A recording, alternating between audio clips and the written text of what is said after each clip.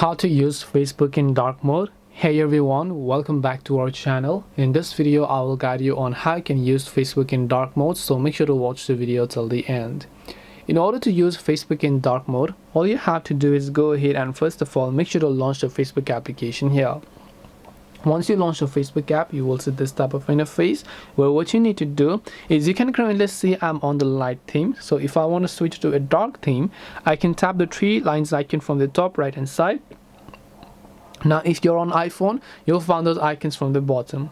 And what you want to do is tap the gear icon here, which is the settings icon of course, and after that you want to scroll down here on the preferences tab. You'll find the option called dark mode.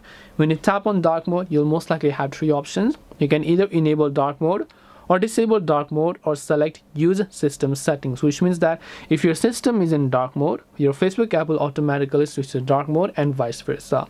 Or you can just select on to turn it on at all times. Now personally I like it having at use system settings, and this way you can use Facebook in dark mode. Hope this video was helpful. If you have any questions, feel free to leave them down. Thank you for watching and see you soon in the next video.